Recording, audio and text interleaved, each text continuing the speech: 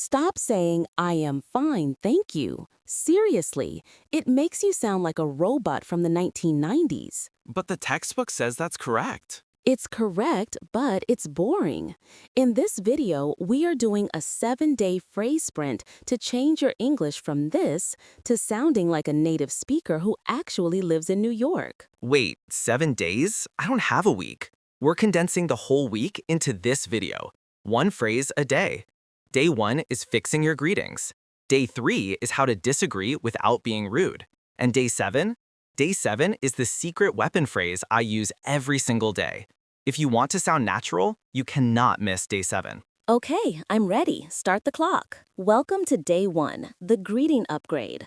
The first interaction sets the tone mark. When someone asks, "How are you?" and you respond, "I am fine, thank you," it's grammatically perfect but socially flat.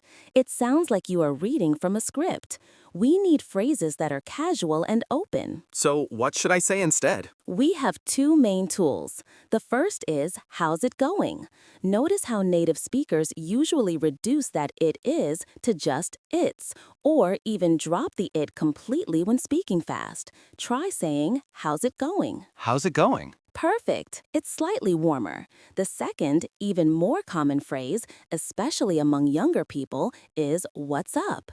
And the key here is the answer is usually not descriptive. You don't need to list your problems. You usually respond with not much or nothing much. So if someone says, what's up, I can just say, not much, what about you? Exactly. You've successfully opened and closed the greeting loop, and you sound effortless. That's day 1. Practice saying, how's it going, every time you greet someone today. Now let's move to day 2, the thinking noise. The biggest struggle for non-native speakers is the pause. You stop talking because you are translating the next sentence in your head, and you fill that dead space with, or This makes you sound unsure, even if your grammar is strong. I definitely do that. It makes me feel like I'm wasting the listener's time. You're not wasting time. You just need a better tool to buy time. Instead of we're using polished filler phrases that sound intentional. Our main phrase is, let me see, or that's a good question. That's a good question. It sounds like I am thoughtfully considering their idea rather than struggling to translate mine. Precisely. It validates the listener and gives your brain a crucial 3 seconds to structure the next thought. You can also use just a moment or hold on, I'm thinking about that. These show confidence and control. Use that's a good question the next time you need a second to formulate an opinion. Moving fast to day 3, reaction mode. English speakers are very reactive. We constantly inject short, emotional phrases into conversation. If you just respond, that is surprising, or that is good, you miss the opportunity to connect emotionally. We need 2 phrases, one for disbelief and one for excitement. Give me the disbelief first. The classic is no way or you're kidding me. The tone here is everything. It shouldn't sound literal, but enthusiastic. Try telling me you just won the lottery. I just won $5 million. No way! See, you sound immediately more engaged. Now for excitement, we are ditching that is good. We are going with that's sick. Wait, sick? Isn't that bad? This is where context matters. In modern casual English, sick means very cool or amazing. If you say, that concert was sick, everyone knows you loved it. If you master these reactions, people will see you as a more engaged conversational partner. This is why we focus on these pocket lessons, so you can easily grab these phrases.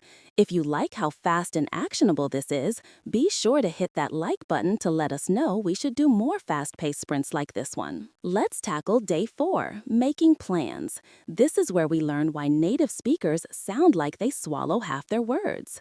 We are focusing on reduction. The 3 most common reduced phrases are going to, want to and got to. I know these are gonna, wanna, and gotta. Exactly, but you need to practice them until they feel natural. The biggest one for making plans is wanna go.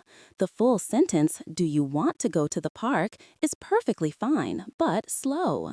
The reduced phrase is wanna go to the park? The do you disappears entirely. So if I ask someone about dinner, I shouldn't say, do you want to eat now? You should say, wanna grab dinner now?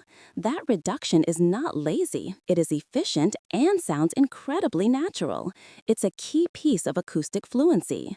Try asking me if I want coffee later. Wanna grab coffee later? Perfect. You nailed the rhythm. This is how you close the gap between how English is written and how it is spoken. On to day 5, the polite no. This is crucial, especially in professional or social settings. When you need to decline an invitation or disagree with an idea, simply saying no can sound abrupt or even rude. We need to soften the rejection. I always struggle with this. I usually just give a lot of long excuses. You don't need excuses, you need a formula. The formula is acknowledgement, softener, reason optional. Our phrase is, I'd love to, but I can't make it. You start with a positive acknowledgement, I'd love to.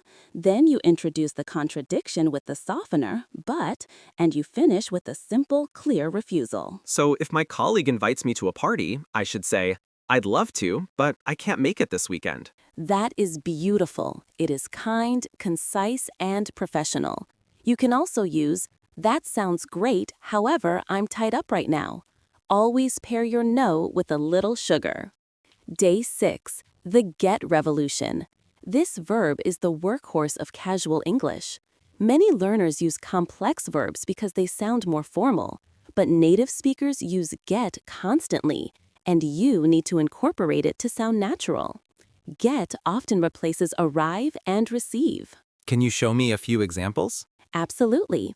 Instead of saying, I arrived home late yesterday, the native speaker says, I got home late yesterday. Or, instead of, I received your email, we say, I got your email. It's much shorter and less formal. So, get acts as a substitute for many action verbs in a casual context. That definitely cuts down on thinking time. It does. The goal is to use the most efficient language possible. The quicker you internalize get as your default verb for acquiring or arriving, the faster your fluency will feel. Try telling me you received a new phone. I got a new phone this morning. Fantastic. That sounds completely natural. You're almost ready for the secret weapon. We have arrived at day 7, the secret weapon. This is the phrase that instantly signals you are comfortable with the flow of daily life and conversation. It's an idiom used to express acceptance or resignation when something unexpected or unpleasant happens. This phrase is, it is what it is. It is what it is. That sounds a little philosophical. It is. It means this situation is out of my control and I accept it. It shows resilience and a casual approach to minor setbacks. You missed the train? It is what it is. The meeting was canceled? It is what it is. It is the ultimate antidote to frustration and it's used constantly. So if a friend cancels plans last minute, I can just say, oh well, it is what it is. Perfect. You use it to diffuse tension and move on. You've mastered the 7-day sprint. You've transitioned from the stiff, formal English you learned in textbooks to the dynamic, reduced, and natural phrases that native speakers actually use every single day. That was faster than I thought. I feel like I have 7 new tools I can use today. That's the goal. This isn't about memorizing grammar rules. It's about upgrading your vocabulary toolkit one phrase at a time.